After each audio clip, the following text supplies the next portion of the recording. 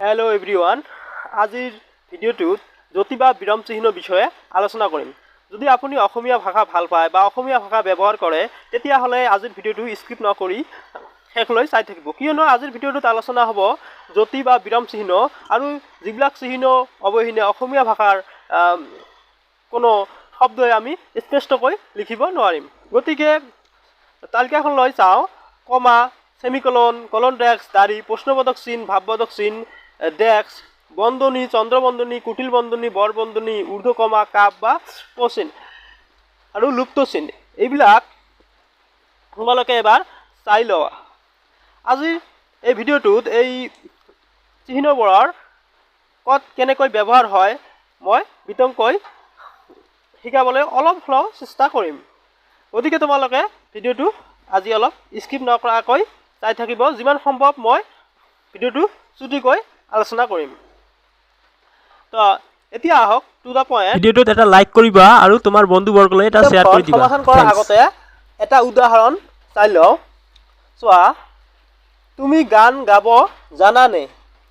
আৰু ঠিক ইয়াৰে আমি যদি উত্তৰ লিখোঁ তেনেহ'লে তুমি গান গাব জানানে?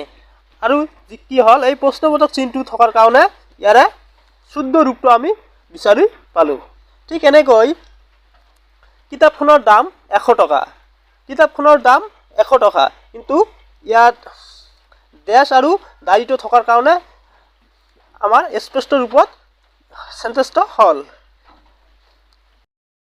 এতিয়া আমি ক্ৰিয়াকলাপ লৈ আহোঁ। উদাহৰণ চাই তলৰ বাক্যসমূহত জ্যোতি চিহ্ন ব্যৱহাৰ কৰা। অসমত অসমীয়াসকল বাস কৰিবলৈ নিজৰ বাবেই ঠাই নাটে, অথচ হাজাৰ হাজাৰ বহিৰাগতক ঠাই দিয়ে। উত্তৰ: অসমত যি অসমীয়াসকল বাস কৰিবলৈ নিজৰ বাবে ঠাই নাটে, অথচ হাজাৰ হাজাৰ বহিৰাগতক ঠাই দিয়ে। চোৱা, কি ইয়াৰ পাৰ্থক্যটো কি? নাটেত ইয়াৰে সেমিকল এটা বহাই দিছে, নিশ্চয় ধৰিব পাৰিছা।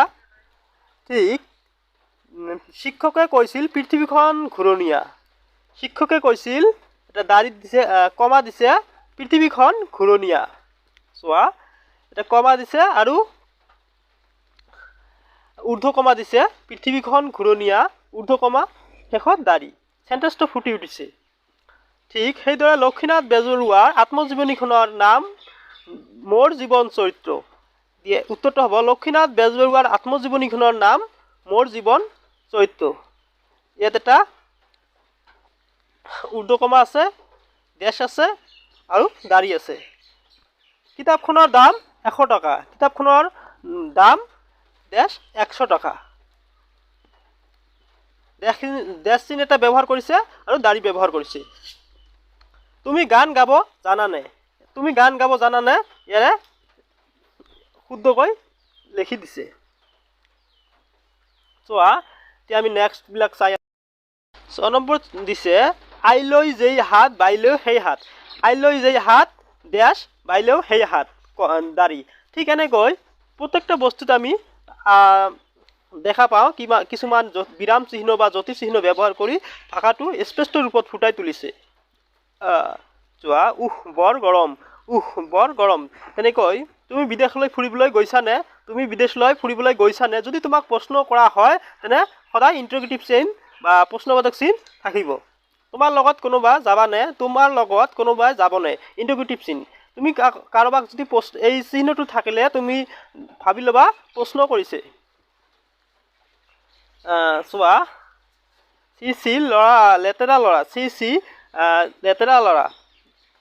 তেওঁকে কৈছিল স্বাধীনতা মোৰ জন্মস্বত্ব। তিলকে কৈছিল স্বাধীনতা মোৰ জন্মস্বত্ব। চোৱা, আজিৰ ভিডিঅ'টো লং নকৰোঁ, 3 মিনিটমান হ'লে।